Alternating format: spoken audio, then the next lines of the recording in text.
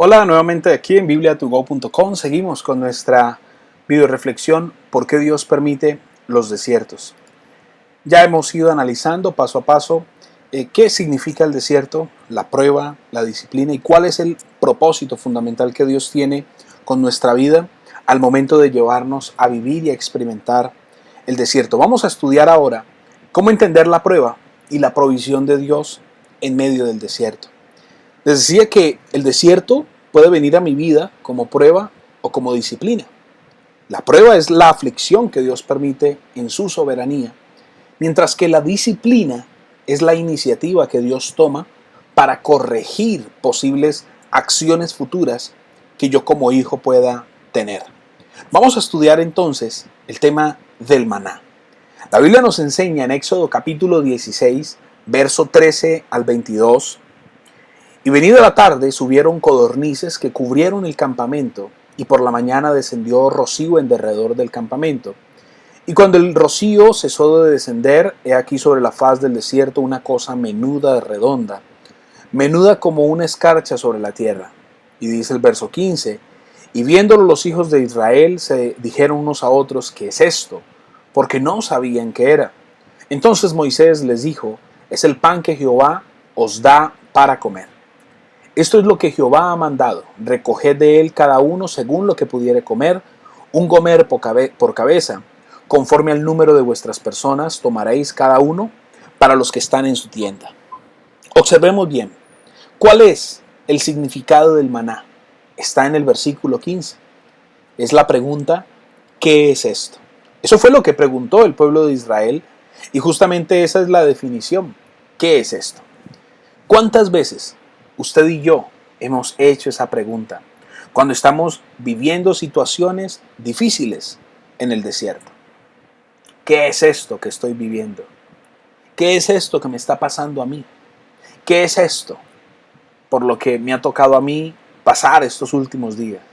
¿Qué es esto que tú estás haciendo, Dios mío? ¿Por qué yo? Decimos nosotros. Y pues bien, de una u otra manera, el pueblo de Israel tenía que seguir unas instrucciones. Observemos bien, Moisés mismo da unas instrucciones como por ejemplo se debía recoger lo suficiente, más o menos 3-4 litros por persona. No sobró al que había recogido mucho, ni faltó tampoco. Si usted observa lo que nos enseña la Biblia ya más adelante hasta el verso 22. Hubo suficiencia, es lo que nosotros entonces podemos aprender aquí. En el desierto debemos aprender a vivir con lo suficiente.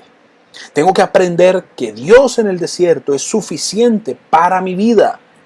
Jesucristo, cuando estaba comiendo con las hermanas de Lázaro y Lázaro, ¿qué hablaba y qué enseñaba? Decía, solo una cosa es necesaria. Y esta mujer ya detectó cuál es la única cosa necesaria. Por eso Dios en el desierto para mí, para mi familia, para mis proyectos, Él es suficiente.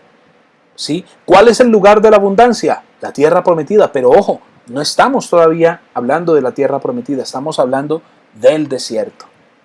De ahí entonces que usted y yo aprendamos a vivir con lo suficiente. ¿Cuántas veces nos excedemos? ¿Cuántas veces usted y yo no vivimos por presupuesto? Somos desordenados. Y luego nos estamos quejando y decimos, pero es que no alcanza. Pero ¿cómo va a alcanzar si tú no has aprendido a vivir con lo suficiente? Yo mismo todos los días me doy la pela a mí mismo y digo, tengo que aprender a vivir con lo suficiente. Otra instrucción que da es, nadie podía dejar nada para la mañana. Se tenía que aprender a vivir con el pan de cada día. Se debía recoger por familias. Se recogía en la madrugada con el rocío, es decir, nos invitaba a madrugar, a estar temprano, activos, atentos, pendientes. El maná en sí mismo tenía unos problemas y si no se obedecían las instrucciones, habían unas consecuencias. Por ejemplo, se podría con facilidad, criaba gusanos, se perdía lo que quedaba de la provisión. Por ejemplo, usted y yo fuimos llamados a dar el 10%, a diezmar. No que Dios necesite, sino que nosotros necesitamos la bendición sobre el 90%. Cuando usted y yo jugamos con la provisión de Dios, entonces también eso se pudre. Por eso estamos llamados a ser obedientes, a seguir los mandamientos. Todos nosotros queremos que Dios cumpla, pero ¿estamos cumpliendo nosotros? ¿Estamos nosotros colocándonos al frente delante de Dios y le estamos diciendo, Señor, descubre hoy lo que hay realmente en mi corazón? ¿Qué más sucedía con el maná? Se derretía cuando el sol salía. Dios se enojó porque no seguían instrucciones. De ahí entonces que usted y yo aprendamos que el maná en el Nuevo Testamento representa a Cristo. Él es la provisión más excelente que Dios pudo darnos. Jesucristo viene a mi corazón, viene a mi espíritu, viene a mi alma y la transforma, la llena, arranca cualquier raíz de amargura, de tristeza, de dolor, de desesperación. Dios no patrocina vagos. El maná cesó cuando llegó la primera cosecha en la tierra prometida. Lea bien la palabra de Dios y ahí usted entonces lo va a entender. Hijos de Dios, ¿a qué Dios nos ha llamado? ¿Para qué Dios nos llamó a nosotros? Es la gran pregunta que debemos hacernos. De ahí que venga el trato difícil y el trato duro. En la Biblia tenemos algo que es conocido como el milagro de la carne. ¿Qué es la carne? La carne es la provisión de Dios para un pueblo que es necio, que se olvidó quién es su verdadero Padre, quién es su sustentador y quién es suficiente para su vida. Dice la Biblia en Números capítulo 11, vamos a ir leyendo paso a paso, dice, y la gente extranjera que se mezcló con ellos tuvo un vivo deseo y los hijos de Israel también volvieron a llorar y dijeron, ¿quién nos diera a comer carne? Nos acordamos del pescado que comíamos en Egipto de balde, de gratis, de los pepinos, los melones, los puerros, las cebollas y los ajos. Y ahora nuestra alma dice, se seca, pues nada sino este maná ven nuestros ojos. Se estaban quejando del pan del cielo, del pan que Dios les proveía. Y dice, y hace un detalle, no una explicación de cómo entender el maná. Dice, y era el maná como semilla de culantro y su color como color de bedelio. El pueblo se esparcía y lo recogía y lo molía en molinos o lo majaba en morteros y lo cocía en caldera o hacía de él tortas.